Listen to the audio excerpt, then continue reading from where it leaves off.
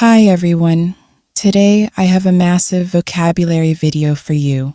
I've put together a few of my videos which all relate to everyday life. This video contains more than 400 words, most of which are nouns that practically all native speakers know, but that English learners often don't learn unless they live in an English-speaking country for a while. It has bedroom words, bathroom words, kitchen words, garden words, vocabulary for tools, and a few other things. I hope you enjoy it. Hi everyone. Welcome back to English Vocabulary Official. In this video, we're going to look at some household vocabulary. Some of these words are quite basic, but some of them are relatively advanced. They're words that all native speakers know, but that non-native speakers often only learn if they've lived in an English-speaking country for a long time. My mom has very kindly agreed to help me again with the filming, and if you'd like to say hi to her, you can do so in the comment section. Okay, so we're going to start in the bedroom. Here we have a bed. I'm sure you know the word bed, but you might not know the parts of the bed. This here is the bed frame.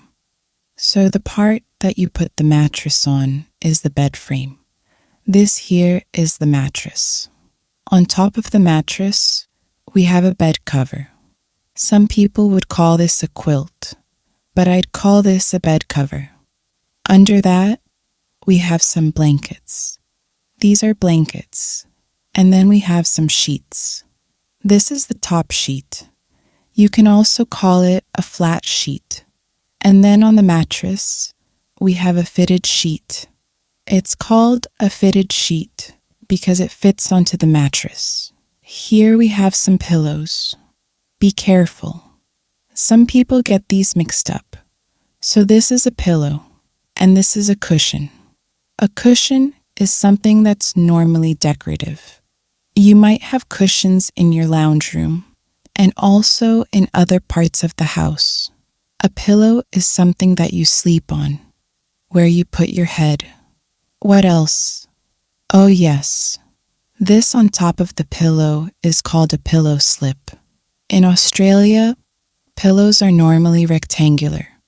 Where I lived in Europe, normally, they had square pillows, and it took me a long time to adapt. I don't think I did actually adapt. I think I managed to find rectangular ones somewhere. This is cat hair, because Tom likes to sleep on my bed during the day, not at night. At night, you go into your little room, don't you? We lock you away. Now this here is a painting. Here, we have a regular chair, but I've also put a towel on the chair because Tom likes to scratch this material, and that stops him from doing that. This is the window. This part here is called the windowsill. Okay, these are blinds. You can just say a blind if it's all one piece, but when it's in pieces like this, we call them blinds. These are vertical blinds. I think it's obvious why we call them that. Now this thing here is a bedside table. Bedside tables don't always look like this. They don't always have a drawer, for example. But if you have a small table next to a bed, it's called a bedside table. This is a drawer, like I said. Be careful, because in British English, we don't pronounce the EE at the end. We just say, draw. Here, we have my glasses, and the glasses case. This is a glasses case. Here, we have a little cloth. Any little piece of material that you use to clean something is usually called a cloth. Here we have a clock. This is an alarm clock. I don't like to use my phone. I know lots of people use their phones, but I don't like having my phone in my room at night. So I use an old-fashioned alarm clock. Here we have some tissues, and this is a lamp. The part on the top here, this part just here, is called the lampshade. Here we have a light switch. Here we have some pictures, and this part on the outside is called a frame, or a picture frame if you want to be specific. And here we have my very sexy winter dressing gown. This here is a door. I'm sure you know the word door, but here's some more vocabulary related to doors. The part on the outside is called the door frame. This thing here is a doorknob. Yes, the K in knob is silent, and these things here are the hinges. 1 hinge, 2 hinges. Down here, we have some cables. You can also call these cords. So here is the cord from the computer, and this long one here is an extension cord. You can also call it an extension cable, and the thing joining them is called this piece of plastic. Here is called a double adapter. This here is my computer desk. Here we have some earphones. This is a keyboard. That's the computer. That's not just the screen. The computer is all in there. This is a mouse, and we often put a mouse on a mouse pad. This is a mouse pad, and here we have a coaster. A coaster is something that you can put a drink on. This is another chair. Again, I'm sure you know the word chair, but this is an office chair. Office chairs don't all look the same, but generally, they have a comfortable seat. Normally, they spin, and they're usually on wheels, so you can have lots of fun in long hallways. Here, we have a corkboard. It's called a corkboard because this material here is cork. A cork is also the thing that goes in the top of a wine bottle, because traditionally, at least, those are made of cork. On the corkboard, we have some pins. This here is called a push pin. This is called a thumbtack. It's called a thumbtack because normally we use our thumbs to push them in. And down here, we have some weights. If you want to get big, strong arms like me, you can lift some weights. This behind me is the wardrobe. You could also call this a cupboard or cupboards, but the word cupboard is a bit more general. For example, you have cupboards normally in the kitchen and sometimes also in the bathroom. A wardrobe normally just has things like clothes and shoes. How are you going, Tom? Having a nice day? Now we are in the kitchen. This here is a microwave. Ours is quite an old microwave. How long have you had this? About 30 years? Yes. Oh, I didn't mention this before. This isn't my house. This is my parents' house. Okay, so that's the microwave. Here, we have some paper towels, and this is the stove. You could also call this a cooktop. This is an electric cooktop, but some people have gas cooktops or gas stoves. This at the top is the range hood. Over here, we have some utensils. Utensils is a general word for things like this that we use in the kitchen, like wooden spoons and spatulas. This here is a pot holder for getting things out of the oven or picking up hot pots. I'll put it back later. Down here, we have some pots. Those are pots. Here, we have a hand towel. This is for drying hands. And this is a tea towel, which we use for drying dishes and cups and other things like that.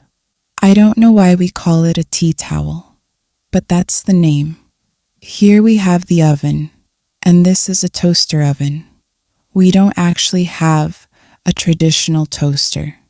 If we want to make toast, we use a toaster oven. These are crumbs because we need to clean the kitchen. And this is a fridge.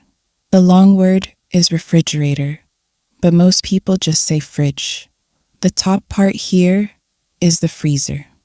The freezer is where you put things like ice cream, ice cubes, and frozen vegetables. On our fridge, we have lots of magnets. If you put a magnet that goes on a fridge, then you can call it a fridge magnet. These are fridge magnets.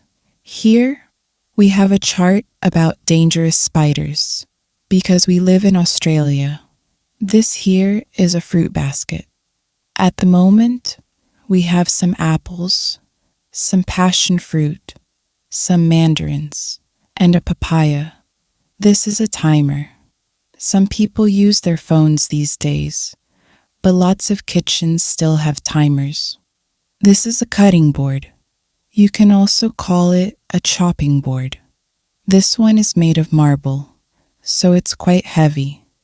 This area here is called the bench top. Most kitchens have a couple of bench tops, so this area here is also called a bench top. This here is a coffee pot. As you may have noticed, this isn't actually coffee. We use it for tea, so we use it as a teapot. This thing here is a knife sharpener, so it's something you use to sharpen knives. That's the sink, and this is the dishwasher. And one more thing for the kitchen. This is a calendar. We're now in the laundry. This is also Tom's room, so if you see any mess, it belongs to Tom. This here is a washing machine. This one is a top loader, or a top-loading washing machine. It's called that because you put the clothes in the top. Machines that open on the side are called front loaders, or front-loading washing machines. This here is a mop, a very simple word. Mop. Hello, Tom.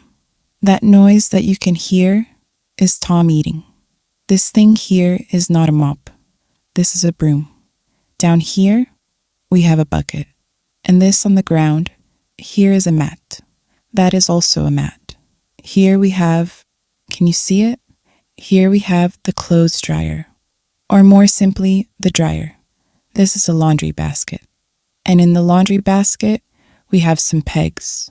So 1 peg, 2 pegs. Here, we have an ironing board. This is an iron. Be careful of the pronunciation. I did an entire video on it.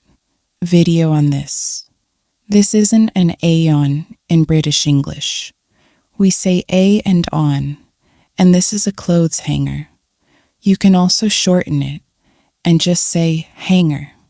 This door here is called a screen door because that part there is a screen, and we have a lot of screen doors in Australia to keep the flies out. This thing here is Tom's bed, and these are Tom's little friends. That's baby Frank. This little thing here is called a doorstop. It's called a doorstop because it can stop a door. This here is for our cat, Tom. It's called a climbing frame. We got this for Tom because he's an indoor cat, and this keeps him a little bit amused. Behind me, we have another type of door. This is a sliding door. It's noisy. This is a sliding door because it slides. Here we have a table. This is a dining table. These are chairs, but if you want to be specific, you can call them dining chairs. Here we have some more coasters, and these are placemats. So this is what you put plates, bowls, and things like that on. Over here, we have a curtain. Be careful of the pronunciation. I know it looks like curtain, but we pronounce it curtain. And this is something that you will find in most Australian homes. This is a fly water. We are now in the lounge room. You can also call it a living room. I'm now standing in front of a wall unit. This big piece of furniture, made up of lots of little shelves and cupboards, is called a wall unit. Now in the wall unit, we've got lots of bits and pieces.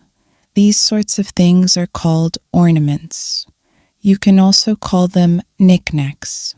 Generally speaking, a knickknack is something that's perhaps a little cheaper, and an ornament is often a little bit more expensive or a bit classier. You can use them interchangeably, but normally people use them like that. So for example, you might call this an ornament, and this probably a knickknack. This is called a figurine. A figurine is like a small statue or a sort of doll. These here are candle holders. If you don't know what a candle is, this is a candle. But obviously, you'd put smaller ones into these. Here, we have a photo frame. This is actually me when I was going to the formal at the end of high school. So, yeah, the thing on the outside is a photo frame. Here we have some books. Now some vocabulary related to books. This here is, oops, I hope no one was reading that. This is a bookmark. This part here is called the spine, just like the spine in our back, the spine of a book. The part on the outside altogether is called the book cover. That there is obviously the television. Normally, we don't say television though. Usually, we just say TV. This here is a DVD player, and that is a VHS player. Yes, we still have one of those. Now we have a couple of heaters. We don't need these throughout the whole year. Here where we live, we really just use them in winter, and we don't use them at the same time. We did that once by accident, and all the lights went out. This here is a fan heater, and this is an oil heater. Over here, we have some more coasters, and this is a globe. This thing here is called a liquor cabinet. It's where we keep alcohol. And this is Frank's favorite part of the house. This here is the couch. You can also call it a sofa, and you can also call it a lounge. We have a cover on our couch. So this is a couch cover. Here, we have some more cushions and a blanket. The material covering this floor is called carpet. This is carpet. Carpet is countable and uncountable. So you can say a carpet or some carpet. If you have a small piece of carpet, we would call that a rug. Here, we don't have carpet. Here, we have tiles. One tile, several tiles. Here, we have some bricks. One brick, several bricks. And this is our doorbell. This is a more traditional doorbell. Most people nowadays have electronic doorbells that have a little button. This little thing down here is a doorstop. Okay, Tom. So this is when Tom gets angry. We didn't do anything. What's wrong with you? Okay, we'll go now. We'll leave you, Tom. Hi, guys. Welcome back to Easy English Academy. In this video, we're going to look at some nature vocabulary. We're not actually out in the wild. We're at the Botanic Gardens, so it's sort of organized nature. But it's a very nice place to come for a walk. My mom is again helping me film this video. Hi, Mom. Okay, guys, let's get going. This is the sign that's out the front of the gardens. Okay, it's not nature vocabulary, but I thought there were some interesting things here. I think it's quite obvious what these means. No dogs, no bikes, no skateboards. They also use reclaimed water. Basically, they're using treated sewage water, and you shouldn't drink it. I guess they have these so they don't get sued. Some warnings. There are some ponds and things, so you should be careful where you walk. I suppose that's what they mean by walk water hazard. The ground is a bit uneven in places, so some places it's not totally flat or smooth. There can be falling branches. In other words, bits falling from trees. And there is some wildlife in here, so there are some animals wandering around. As they say, use of this facility may be hazardous. Please be careful. So we're going to do our best not to fall in the water. This thing behind me is a pond. This area of water and the plants on the pond are called lilies. Oh, look, there's an animal. There's some sort of lizard in there. Can you see it? There's some wildlife. It's not moving. I think it's real. There, you can see another lizard enjoying the sun. Now this here is called a stump. It's the bit that's left of the tree when it's been cut. This type of plant here is called a vine. A vine is a plant that grows on other things. It sorts of climbs and clings to other plants and structures. What we're walking on here are called paths. That's a path. That's another path. We're not actually allowed to go down this path, but those plants that you can see in there that grow in the water, those are mangroves. Mangroves. This thing here is a sprinkler. It's what they use to water the gardens if there's not enough rain. Here, we have another stump, and on the ground, we've got various things. There are lots of dead leaves. These are dead leaves. There are also lots of sticks. Now, a stick is something like this, but if the stick is quite thin, like these ones, we call them twigs. So a twig is just a thin stick. Here, we have another vine. Like I said, a vine is a plant that grows on something else. So here we have a vine growing on this big tree. Here we have another tree. I'm sure you know that word. The outer part of the tree is called bark. This is bark. It's a bit like the skin of a tree. This here is a big piece of bark that was on the ground. Some trees regularly shed their bark. That means that they lose their bark. The bark falls down, and after they shed their bark, new bark grows. Here are a couple of things that you don't find in nature, but are still good to know.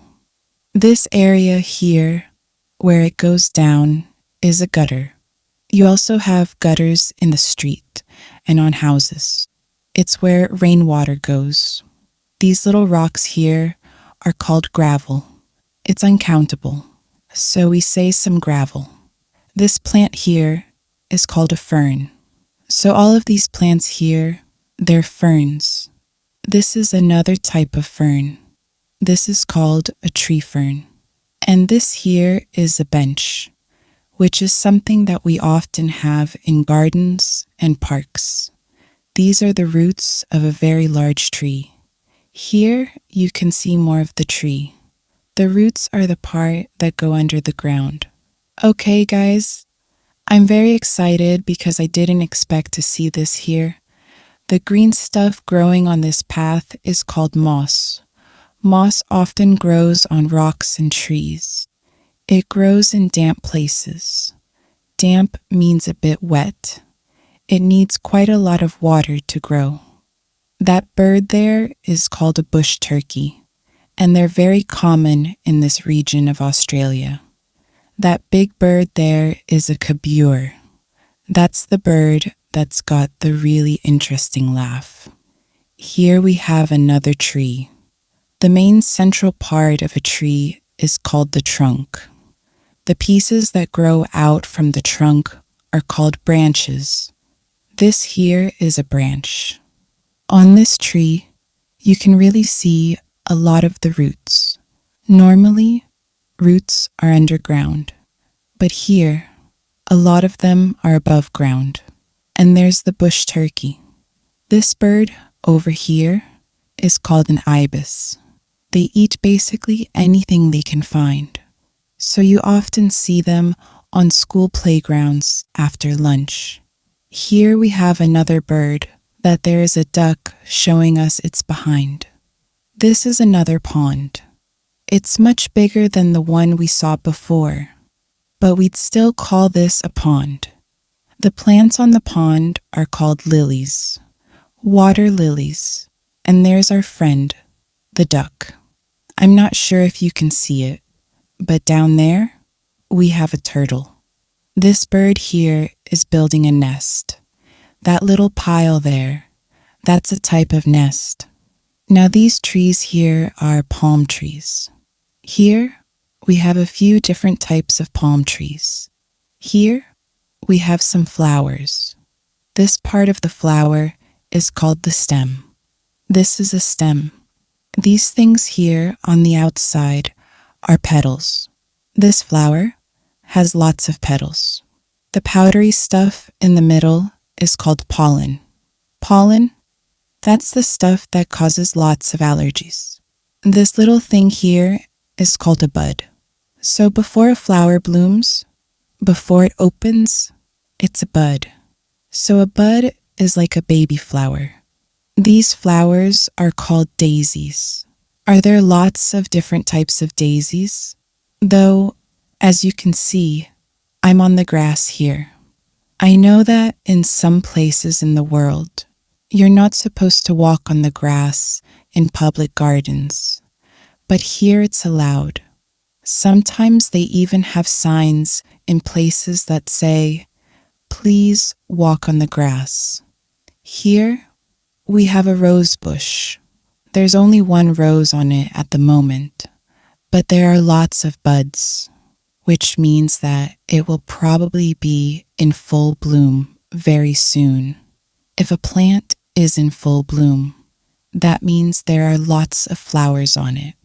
Now, roses have something a little bit special. They have thorns. There are other plants with thorns, but roses are well known for having thorns. Thorns are the little sharp things that grow from the stems. These little plants here are called weeds. Weeds are plants that are generally undesirable and grow very quickly. There aren't a lot of weeds in the botanic gardens because there are gardeners here. In other words, people who are paid to take care of the gardens and get rid of the weeds. And by the way, weed is a slang term for marijuana as well. Remember that. There's a baby crying. Bugger off. Oh, it's tough filming outside. The bush turkey was interested in my bag. Hi guys. Welcome back to English Vocabulary Official. Today, we are going to learn some bathroom vocabulary. This isn't actually my bath.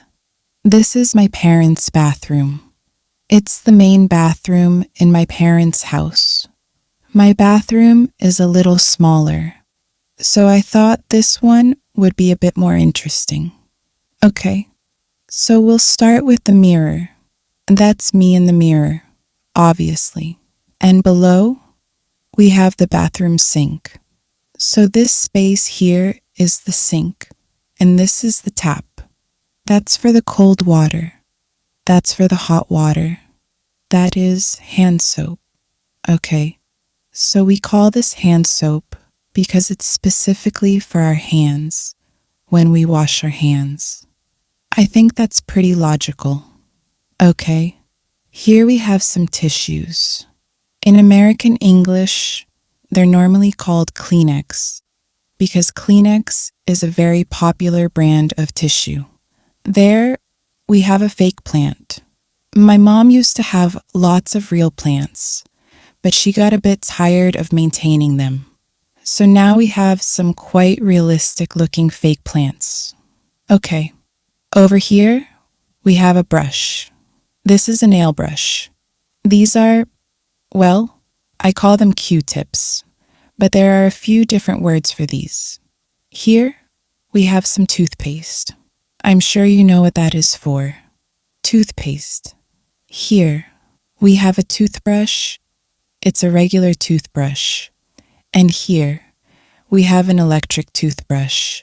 Some people like to joke about these and say that they can be used for more than one thing because they vibrate. I'm not passing any judgment, but in case you're wondering, mine is just used to clean my teeth. This is moisturizer for the face. This is also moisturizer, but this is tinted moisturizer.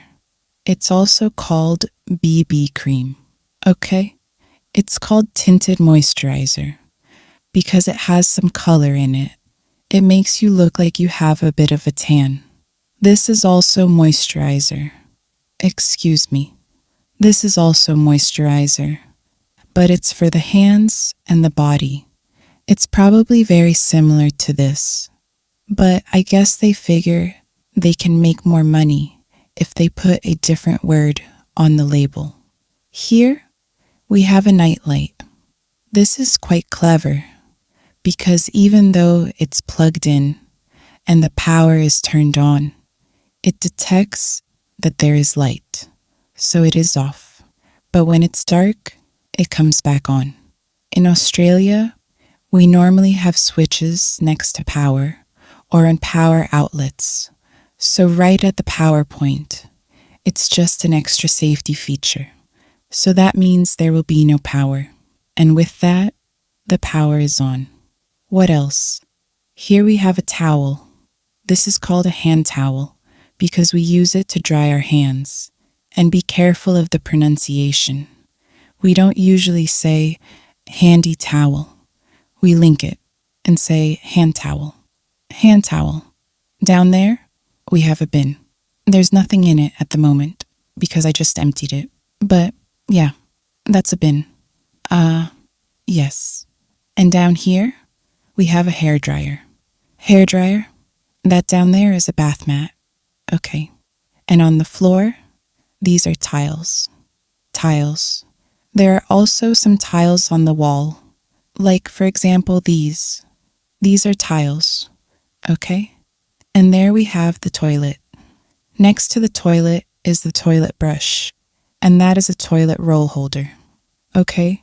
It holds toilet rolls. It holds toilet paper. Okay? Toilet paper. Very useful stuff. Here, we have a bath. So you could call this a bath, or you could call it a bathtub. So bath or bathtub, that's a soap holder. So normally, there's soap in there. And this is a PL plug. So this is what we put in here if we want to have a bath. This is a hose. So a bit different from the hose types that we have in the garden. But we would also call this a hose. Maybe a shower hose or a bath hose.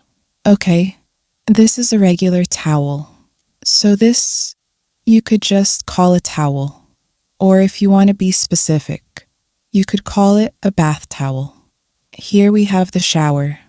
This shower is, well, it's particularly big. I think it's a little bit excessive. We don't really need showers this big, but I don't know. I didn't design the house, and neither did my parents. This is a walk-in shower because you walk into it and it's flat. You can walk around. Some showers are like in bathtubs. We wouldn't call those walk-in showers. These are doors. More specifically, they are glass sliding doors because they slide.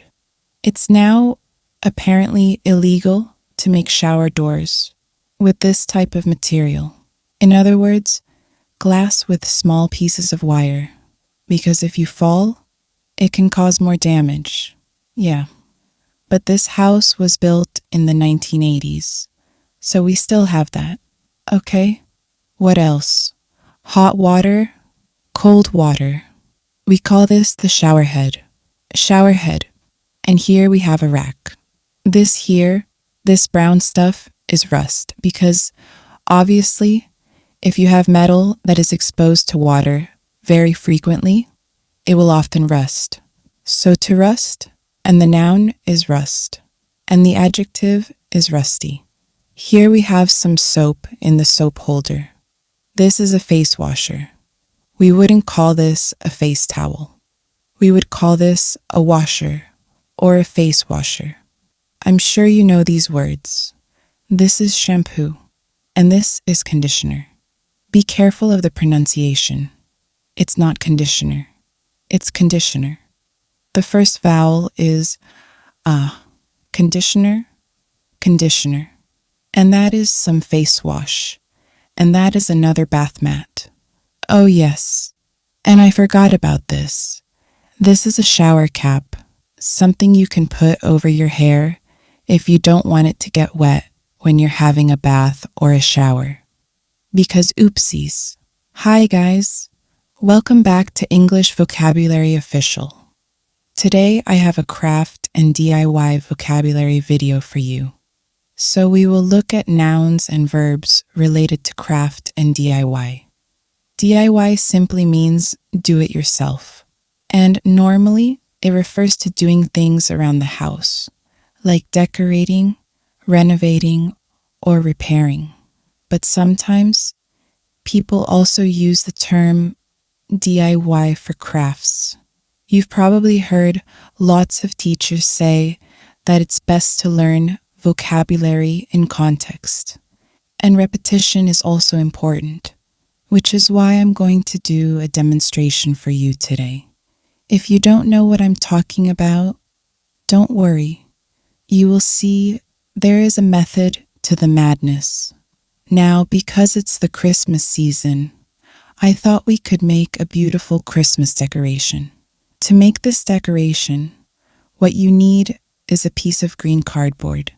You will need a marker, a pencil, a ruler, a paper clip, some sequins, some ribbon, and some scissors. Remember, scissors are not countable. You can't say a scissors. You have to say some scissors, or simply scissors. Finally, you will need some glue. It's best if you can find some wood glue or craft glue. Those are basically the same things. It's for gluing materials like fabric, paper, or cardboard. But if you don't have that, you can use super glue. Super glue is the really powerful glue that can glue your fingertips together or your eyelids. I don't know why you would have it near your eyes, but it's good to know the risks. I'm sure it's happened. Okay. So let's get started. You need to get your cardboard and draw the shape of a Christmas tree. It will be easier if you use a ruler. Once you've drawn the shape of your Christmas tree, you need to get your scissors and cut it out. Cut out. Okay. Oh, shoot. I forgot the little thing. What's that called? Anyway, you know what I mean. This bit here. So we'll get one of these, a piece of another piece of cardboard, cut it now, and we'll get some sticky tape and stick it to that. Okay, there we go. That's better. Just a little bit on this side. Okay, now we are going to take our marker and draw the tinsel. It's really strange. This tiny little thing can be called so many things. Some people call them felt tip markers. In the US, they're sometimes called magic markers, or sometimes Sharpie, because Sharpie is a brand. In Australia, we call them Texa, because Texa is a brand. But if you call them markers or felt tip pens, everybody will understand you. Okay, so you take your marker and draw some tinsel. Just something like that. Now we are going to add some sequins. So you need to open the packet. Oops. To stick the sequins to your tree, you're going to need some glue. Well, We'll first put it here, okay? Like this. And then you are going to take, what did I do with that? Oh yes, a toothpick. And you're going to put some glue onto the tree just like that. Little dots, where we can then put the sequins on, okay? Once you've put the glue on, you can add your sequins. I hope they stick. Yes, life is sometimes kind. Oh, doesn't that look pretty? Right. So you'll have something that looks like that. Just gorgeous. Now, of course, we need something to attach it to the tree because this is a Christmas tree decoration. What you can do is get a paper clip and then bend it. To bend means to do something like this. Go like that. So we're going to bend the paper clip to make something that will allow us to attach it to the tree. We need to put a little hole in here. Oops. Be careful of your fingers. Pencil. Okay, there we go. That is a bit, I think it would be much better if we use some ribbon.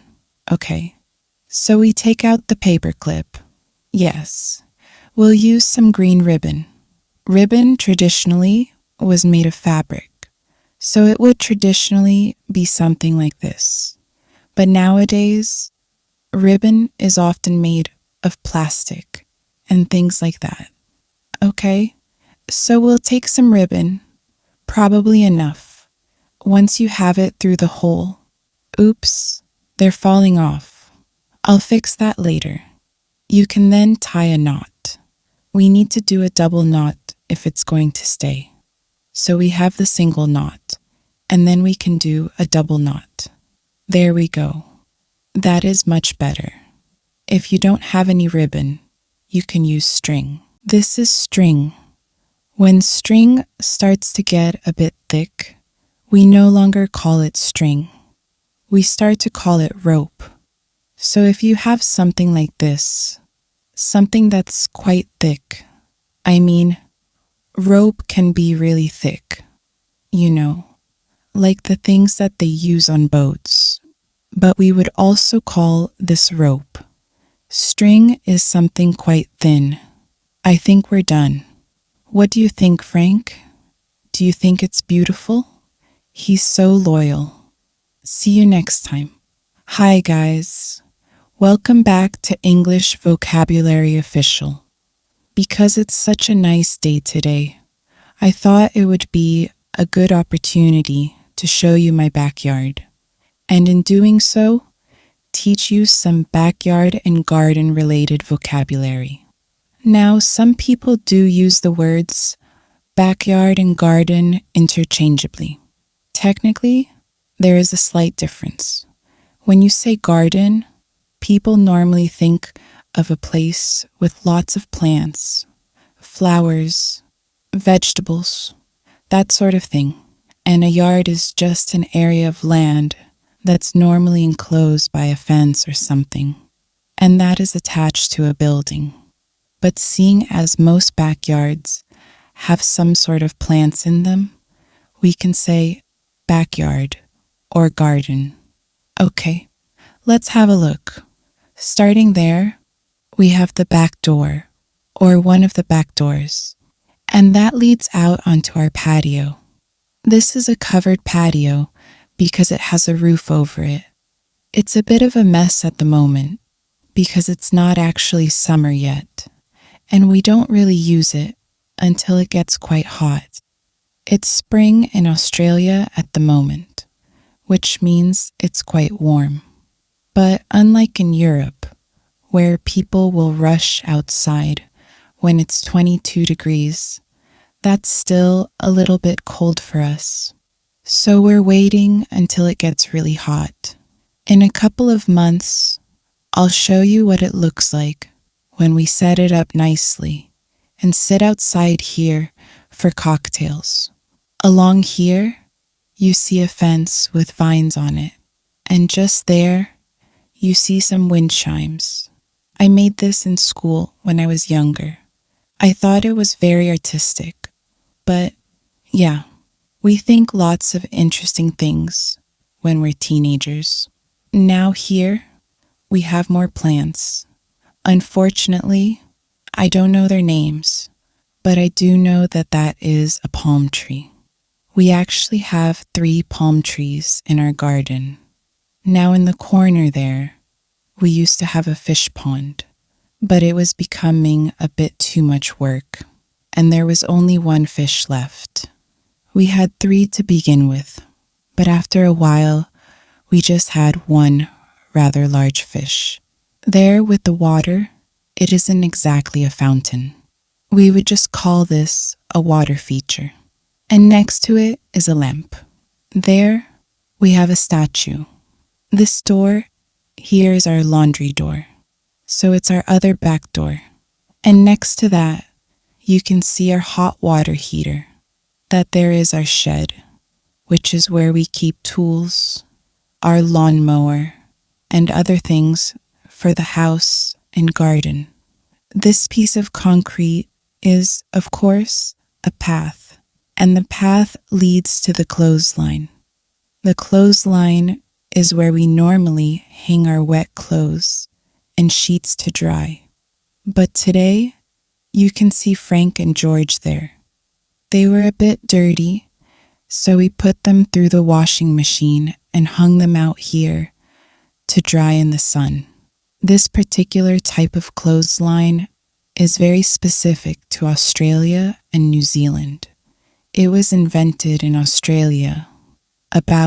This, boys and girls, is a ladle. Ladles are used to serve soup or stews.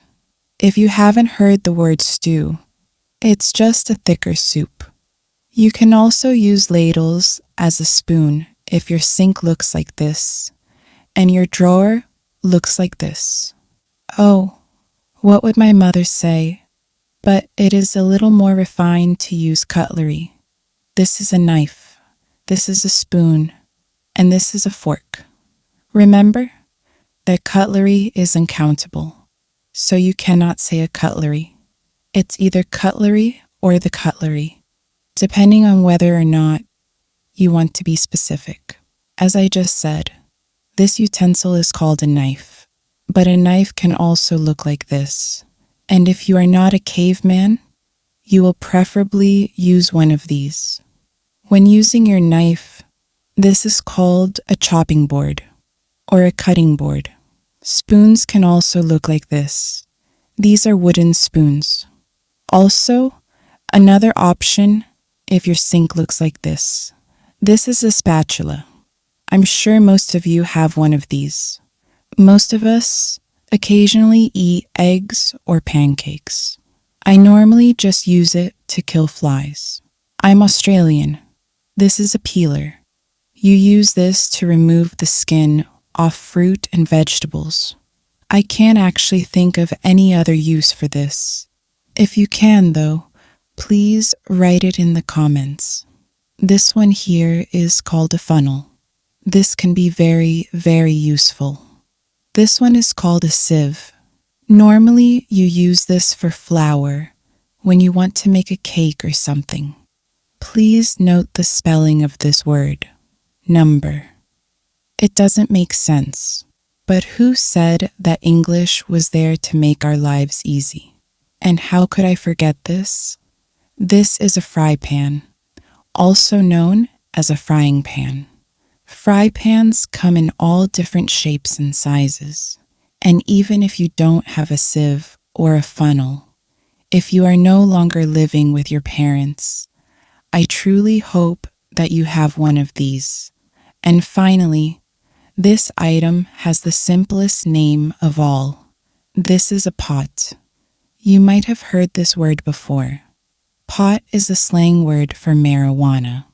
So if you haven't spent a lot of time in the kitchen, but you've spent a lot of time engaged in other activities, you most likely will have heard the word pot. But be careful. If you are using pot to refer to marijuana, it is uncountable.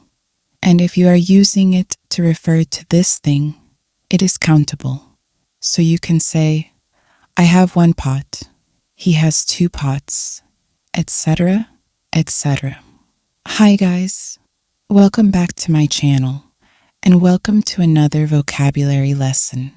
In today's video, I'm going to teach you the names for rather common household tools. Some of you might be aware that the word tool can also mean idiot. So just so we're clear, when I say household tool in this video, I'm not talking about that annoying cousin who won't go away and just hangs around your house like a bad smell. I'm talking about these things. To start with, we have a spanner, which is also known as a wrench in the US. This particular spanner is an adjustable spanner because you can use it on different sized objects. Normally, it's used to tighten or fasten nuts and bolts with a spanner, but you can also use it in emergency situations to hold things together. For example, this is another type of spanner called a ring spanner, just like the ring on your finger. You use this to fasten and tighten nuts on the end of bolts. This might not be the right size, but I think you get the idea. What I'm taking off here is a nut, which is normally hexagonal in shape. This is a washer that's seen better days. And on the right, we have a bolt. This is a regular spanner, but like the ring spanner, it comes in all different shapes and sizes. How exciting! Next, we have a pair of pliers, which you can use to hold on to things and twist. Like your brother's nose, for example. It can also be useful in emergency situations. If you've ever bought furniture at IKEA, you probably have a few of these. These are Allen keys used to tighten nuts and screws. Speaking of screws, here is a screwdriver. This is a flat-headed screwdriver for those common screws with an indented line or a slot on top. I don't think this one is the right size. I clearly wasn't meant to be a builder. It's always nice to know when you haven't missed your true calling. This one here is a Phillips head screwdriver, used with Phillips head screws. That sounds oddly like a sexual position, doesn't it? This is an electric drill. I can feel the vibrations already. You use this to make holes in things. But for body piercing, I recommend going to a professional piercer. These are drill bits if you want to change the size of your holes. If you're very young or Amish, you might not have seen one of these before. This is a hand drill. It works like an electric drill, but you use your hand instead of electricity. This is a tomahawk. Although it looks very similar to an axe, you can use it just like an axe for cutting off fingers or cutting down your neighbor's tree. This is a chisel. Seeing as they've been around for thousands of years, I probably don't need to explain what you use it for. Normally, you use it with one of these, a hand hammer, but I'd better not do that on my mother's dining room table.